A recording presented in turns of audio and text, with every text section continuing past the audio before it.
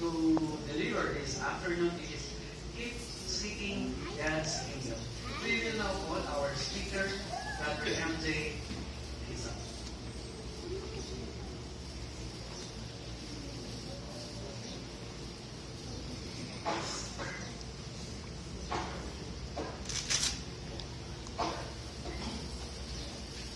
Within 6 months, crime, corruption, poverty will stop.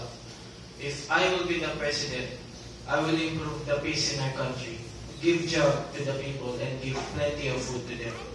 Well, these are the famous promises of the politician or the human governments for the day.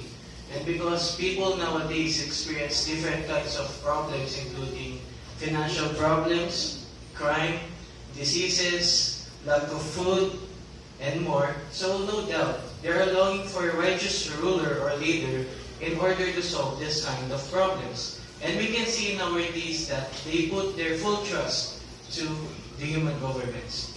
Also, there is one person in the whole universe that offers us a perfect government. And we can always hear this to the prayer of the people, which we can read in Matthew chapter 6, verse 9 and 10. I invite you to open your Bible here in Matthew chapter 6, verses 9 and 10. And if you're there, it reads, "You must pray then this way. Our Father in the heavens, let your name be sanctified. Let your kingdom come. Let your will take place as in heaven, also here on earth." So we are all familiar to this prayer. This is called the Lord's Prayer or the Our Father. And people nowadays always use this prayer. But rather to look for God's kingdom, yes, they are longing for righteous ruler or leader or for the human governments in order to solve their problems. So in this talk, let us consider these three questions. First, can we trust the rulership of God, which is Jehovah? Second, how can we seek His kingdom? And the last one, what are the benefits and rewards if we will prioritize the seeking of the kingdom? So let us first discuss the question, can we trust the rulership of God, which is Jehovah? First, we know that Jehovah created us. Not only us, but the whole universe.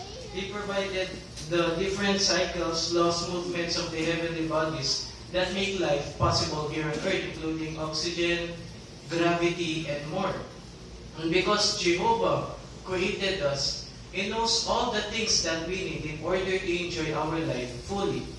Also, Jehovah gives us His commandments, advice, instructions, and laws in order or with regards to our worship and to our relations with our fellow humans. And we have a free will whether we will obey these commandments. But the question now is, what are the results if we will obey the instructions, advice, and commandments of Jehovah? I invite you again to open our Bible here in Isaiah chapter 48, verse 17. Isaiah chapter 48, verse 17. It reads, "This is what Jehovah says, you're a purchaser, the Holy One of Israel. I, Jehovah, am your God, the one teaching you to benefit yourself, the one guiding you in the way you should walk." So we can see in the scripture that all the laws, movements, instructions, and advice of Jehovah are good for us.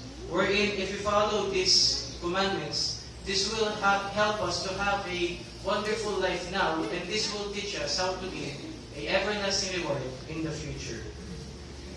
And because Jehovah is the Creator and the Almighty God, His purpose to express His sovereignty through the kingdom in hands of Jesus Christ His Son cannot be stopped.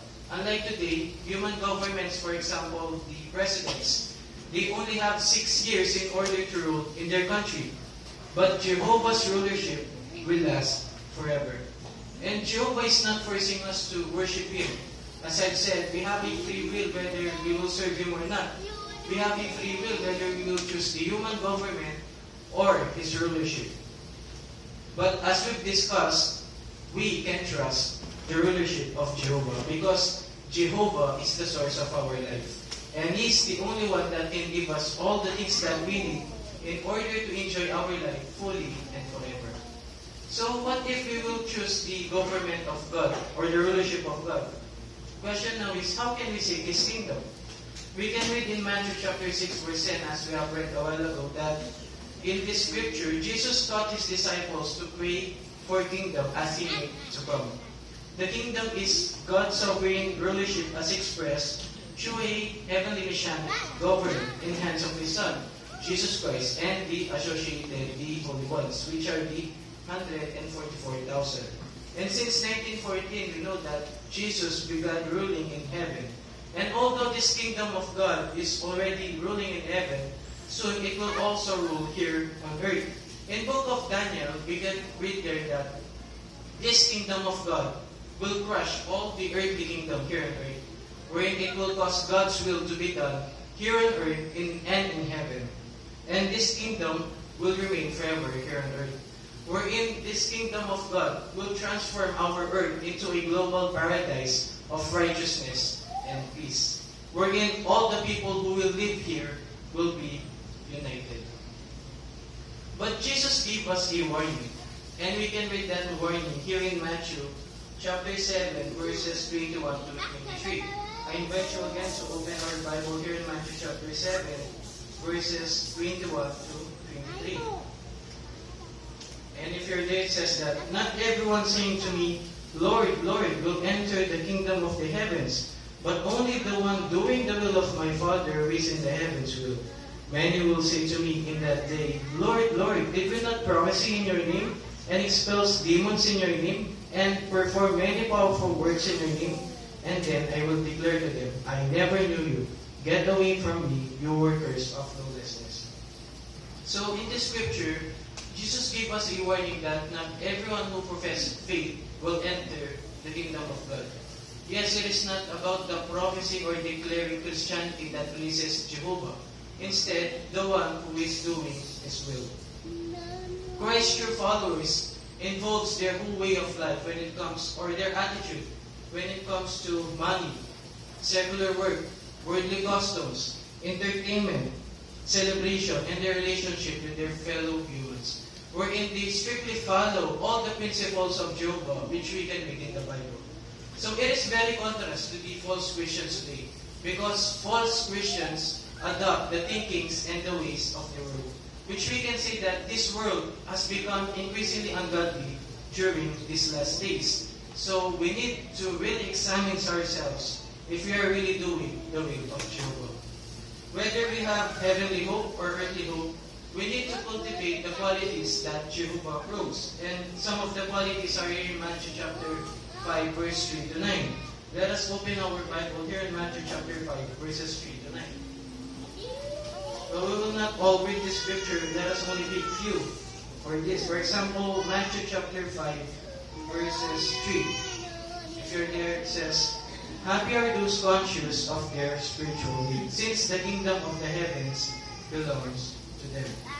And please, brothers, keep your Bible open to that chapter. In verse 3 stated that happy are those conscious of their spiritual needs. Well, Jesus identified a vital requirement. If we want to enjoy the fulfillment of the promises of Jehovah, we should feel or recognize our spiritual need. Unlike animals, we have an eye need or natural need in order to understand the purpose or meaning of the life. And only Jehovah can fill that need. And He does so through His Word, the Bible. If we will read the Bible, it tells us why we are here. What is the purpose of life? Why is there is too much suffering? And what God expects for us. Reading scriptural truths is very important to our living, a meaningful and satisfying life. Those who make time to study the Bible are happy. Why they are happy? Because they are building a trusting relationship with a happy God, other than Jehovah. So let us now move on to verse 5. Same chapter again. Matthew chapter 5, verse 5. It reads, "Happy are the mild-tempered, since they will inherit the earth." It says here that happy are the mild-tempered. Mildness of temper or meekness has nothing to do with weakness or being a coward. It is a gentleness that we exercise in order to respond in God's requirements. If we were to be harsh when treating others, we will likely try our patience with them, and we will alienate them from us. However, having a Christ-like mildness of temper makes us pleasant. And by doing this,